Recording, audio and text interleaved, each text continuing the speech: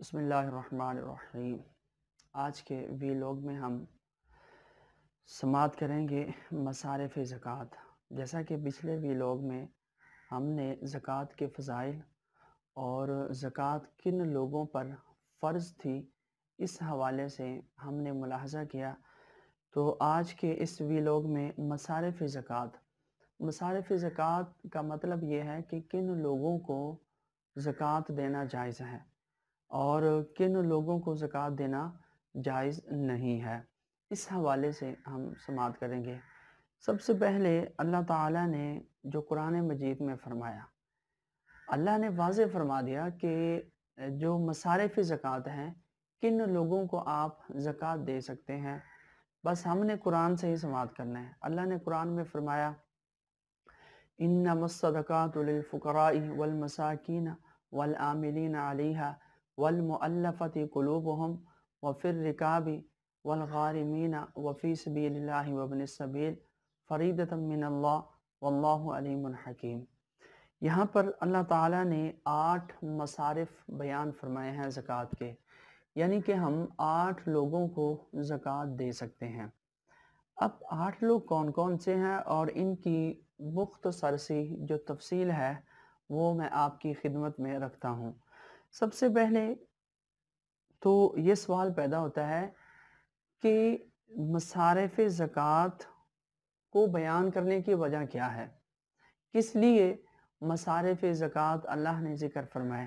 دیکھیں، جب قرآن کی یہ آیت نازل نہ ہوئی تھی، اس سے پہلے منافقین جو تھے وہ معاذ اللہ کے نبی علیہ السلام پر اعتراض کرتے تھے کہ آپ جو ہے وہ زکوٰۃ کی تقسیم میں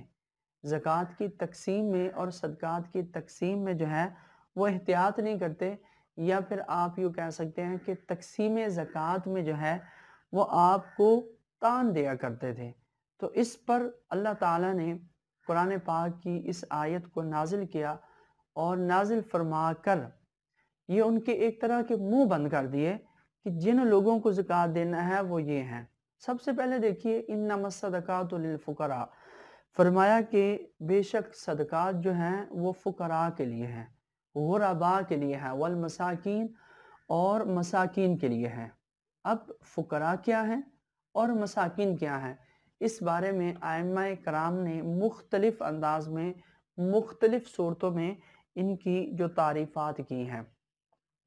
کہتے ہیں کہ فقیر وہ شخص ہے جس کے پاس کچھ نہ کچھ مال ہو، لیکن وہ اتنا مال بھی نہ ہو اس کے پاس کہ وہ نصاب زکوٰۃ کو پہنچے۔ ایک جگہ پر لکھا ہے کہ 200 درہم کا مالک ہو، یعنی کہ 5 تولہ جو چاندی ہے اس کا مالک ہو، یا اس سے نیچے کا مالک ہو، تو وہ فقیر کی تعریف میں آتا ہے، اس کو بھی زکوٰۃ دے سکتے ہیں۔ اور مسکین کیا ہے؟ مسکین کے بارے میں میرے رب نے فرمایا اما السفینۃ فکانت للمساکین، اور یہاں پر فرمایا انما الصدقات للفقراء والمساکین، کہ صدقہ یہ فقراء کے لیے ہے اور مساکین کے لیے ہے۔ اب مساکین وہ ہے کہ جس کے پاس کچھ بھی مال نہ ہو، جس کے پاس ایون کے کھانے کے لیے ایک وقت تک کا غلہ بھی نہ ہو، یا ایک وقت کا جو غلہ اس نے خریدنا ہے، خرید کر اس سے وہ اپنا پیٹ بھرنا ہے، اس کے پیسے بھی نہ ہوں، تو اس کو مسکین کے زمرے میں لایا جاتا ہے۔ یعنی فقیر میں وہ شخص بھی آتا ہے جس کے پاس تھوڑا بہت مال ہو، اور مسکین میں وہ شخص آتا ہے جس کے پاس مال بالکل ہی نہ ہو۔ اب فقیر اور مسکین سب سے زیادہ جو آپ یہ دیکھیں کہ آپ کے رشتہ داروں میں سے جو ہیں، آپ کے عزیز و اقارب میں سے ہیں، عزیز و اقارب میں اگر کوئی اس تعریف پر صادق آ رہا ہے تو اس کو آپ اپنی زکوٰۃ کا جو پیسہ ہے اس کو مالک بنائیں۔ یہ 2 صورتیں ہوگی زکوٰۃ کی، کہ سب سے پہلے ہم فقیر کو دے سکتے ہیں اور مسکین کو دے سکتے ہیں۔ دیکھیں، ہمیں اپنے رشتہ داروں کا، عزیز و اقارب کا زیادہ پتہ ہوتا ہے، یا جن کے ساتھ ہمارا اٹھنا بیٹھنا ہوتا ہے، ہمیں ان کی کنڈیشن کا پتہ ہوتا ہے۔ اس لیے اللہ کے نبی علیہ السلام کا فرمان مفہوم بھی ہے کہ سب سے، اور قرآن پاک میں بھی ہے صدقات کا والمساکین وابن السبیل، اس کے اندر ایک وذل قربا کا بھی ایک آیت میں الفاظ آتے ہیں۔ اس کا مطلب یہ ہے کہ قریبی رشتہ دار جو ہیں تو آپ ان پر یہ ایک طرح کی نیکی بھی ہے، تو ان کے ساتھ یہ نیکی کرنی چاہیے۔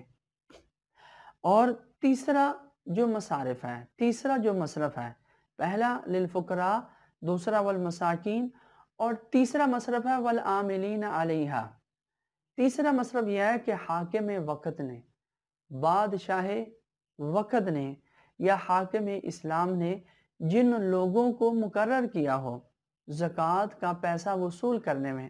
ہمارے یہاں تو بیت المال جو رائج ہے، اس کا نظام رائج ہے، تو جہاں پر اسلام کا نظام ہے، جہاں پر خلافت کا نظام ہے، فرمایا کہ وہاں پر حاکم وقت نے جن لوگوں کو زکوٰۃ کے لیے مقرر کیا ہو، اور زکوٰۃ کا پیسہ جب وہ اکٹھا کر کے لے جائیں بیت المال میں، تو اس زکوٰۃ میں سے ان کو بھی پیسہ دینا یا زکوٰۃ دینا یہ جائز ہے۔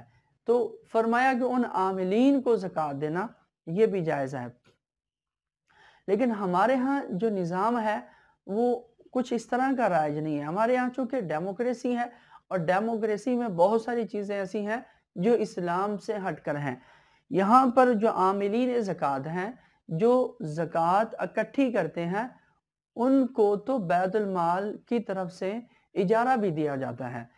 اور چوتھی جو صورت ہے والعاملین کے بعد والمؤلفۃ قلوبہم، کہ والمؤلفۃ قلوبہم، کہ ان کے دلوں میں اسلام کی رغبت بٹھانے کے لیے ان کو زکوٰۃ دینا جائز ہے۔ اب وہ کون لوگ ہیں اور کن کے دلوں میں اسلام کی رغبت بٹھانا یہ جائز ہے؟ یہ کون لوگ ہیں؟ بیسیکلی یہ جو آیت مقدسہ ہے اور اس آیت میں یہ جو الفاظ ہیں والمؤلفۃ قلوبہم، یہ اسلام کی ابتدا میں تھے۔ یہ اس وقت کی بات ہے کہ جب اسلام نے غلبہ حاصل نہیں کیا، جب اسلام غالب آ رہا تھا، جب اسلام کی ابتدا تھی، تو اس وقت جو زکوٰۃ کا پیسہ اکٹھا ہوتا تھا، اللہ کے نبی علیہ السلام نے اس پیسے سے جو کافر تھے ان لوگوں کو اللہ نے زکوٰۃ کے پیسے سے یا زکوٰۃ کے مال سے ان کو ایک طرح کا پیسہ دیا، ان کو زکوٰۃ دی۔ اور اس کی وجہ کیا تھی کہ ان کے دل اسلام کی طرف مائل ہوں، اور ان کے دلوں میں رغبت پیدا ہو اسلام کی، اور وہ یوں مسلمان ہو جائیں۔ لیکن یہ تب تک تھی جب تک اسلام کو غلبہ حاصل نہیں ہوا۔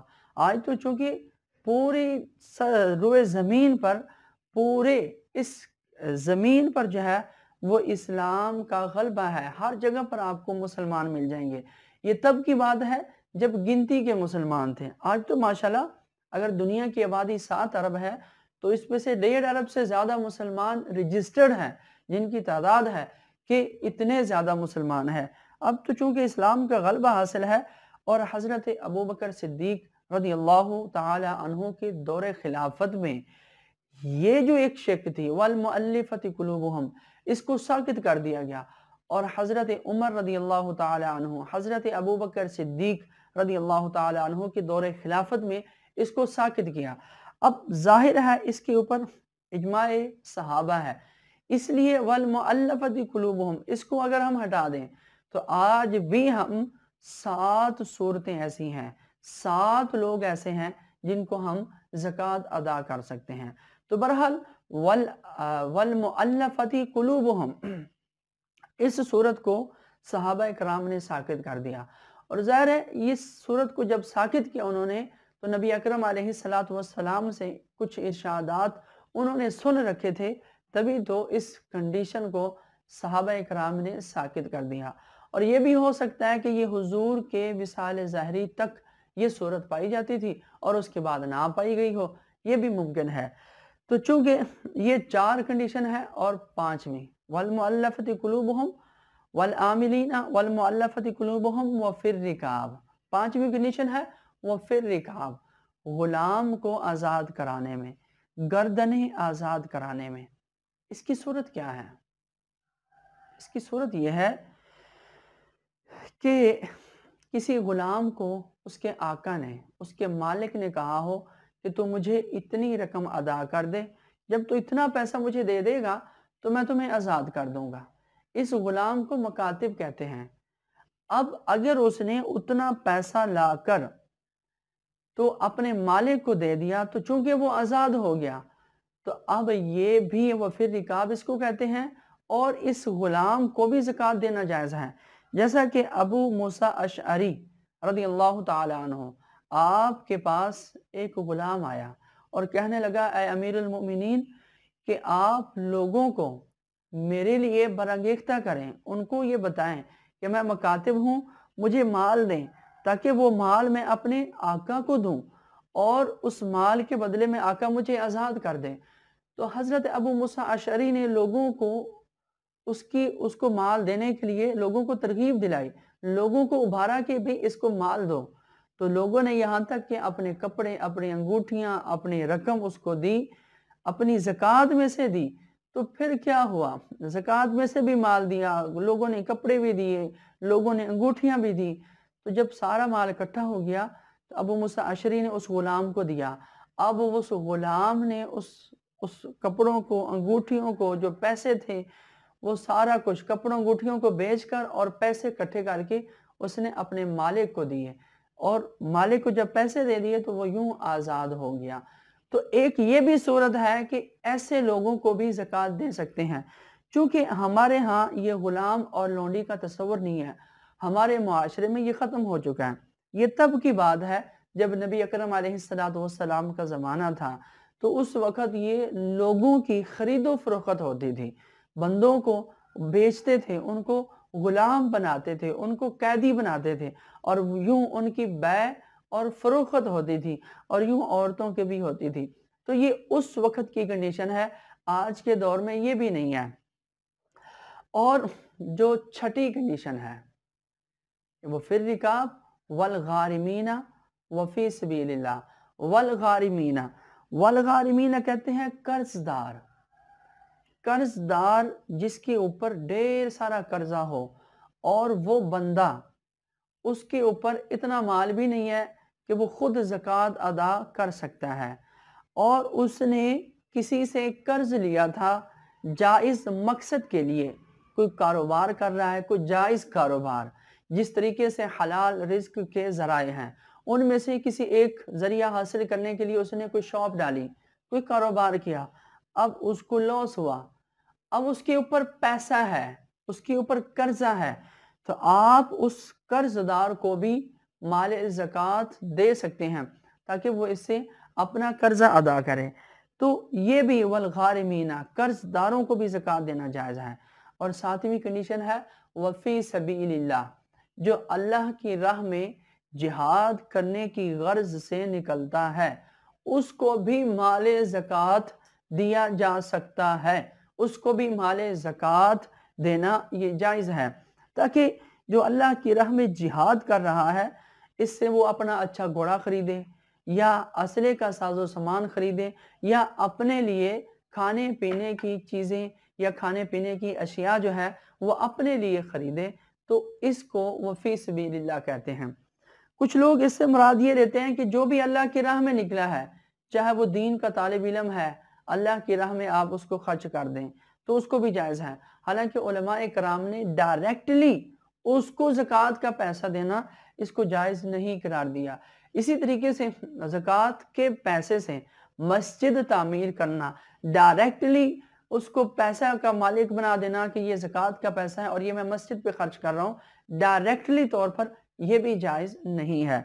इसी तरीके से वफ़ी सबीलिल्लाह कि जो अल्लाह के राह में निकलता है। और आठवीं कंडीशन है वब्न सबील, मुसाफिर, वब्न सबील, कि एक शख्स मुसाफिर है, वो सफ़र में है, तो अब उसके पास सफ़र के लिए ज़्यादा राह, खाने पीने की अशिया, सवारी उसकी ख़राब हो गई है, अब उसके पास कुछ भी नहीं है वहाँ पर कि जो बंदा वो अपना पैसा ले, या उसके पास कोई पैसा नहीं है कि जिस पैसे से वो अपना सरवाइव कर सके, अपनी ज़िंदगी बचा सके और उस पैसे से अपनी जो सफ़र है उसको आसान कर सकें। तो उस کہ سفر کو آسان کرنے کے لیے، اس کی سفری ضروریات کو پورا کرنے کے لیے بھی آپ زکوٰۃ کا پیسہ اس کو دے سکتے ہیں تاکہ وہ اپنے راہ مقصود تک باخیریت اور سلامت پہنچے۔ ویسے اگر دیکھا جائے تو آج کے دور میں کہ 2021 میں ہم رہ رہے ہیں کہ ہر طرح کی سفری سہولیات ہمارے پاس موجود ہیں۔ ایون کہ آپ دنیا کے کسی بھی کونے میں چلے جائیں، آپ بینک کے تھرو، آپ ایون کہ جیز کیش کے تھرو اپنی منی جو ہے وہ گھر والوں سے منگوا سکتے ہیں، اپنے دوستوں سے منگوا سکتے ہیں۔ بہرحال جب تک یہ کنڈیشنز نہ پائی جا رہی ہوں تو وہ بندہ بھی زکوٰۃ کا مستحق ہوتا ہے، چاہے وہ گھر میں وہ خود ہی زکوٰۃ کیوں نہ دیتا ہو، گھر میں وہ صاحب نصاب ہی کیوں نہ ہو، لیکن سفر میں اس کو زکوٰۃ لینا جائز ہے۔ بہرحال کسی نہ کسی طریقے سے ایک صورت، ایک مصرف وَالْمُؤَلَّفَةِ قُلُوبُهُمْ کو نکال کر کہ ان لوگوں کو، ان مشرکین کو، کافرین کو زکوٰۃ دینا کہ ان کے دل اسلام کی طرف راغب ہوں، اس صورت کو نکال کر باقی 7 صورتیں ہیں، باقی 7 مصارف ہیں جن کو ہم زکوٰۃ دے سکتے ہیں۔ بہرحال یہ وہ لوگ ہیں کہ جن کو زکوٰۃ دینا جائز ہے، ان کے علاوہ کسی کو بھی زکوٰۃ دینا کسی صورت میں بھی جائز نہیں ہے۔ اگر ہم دیں گے تو یہ قرآن اور حدیث کے خلاف ہوگی۔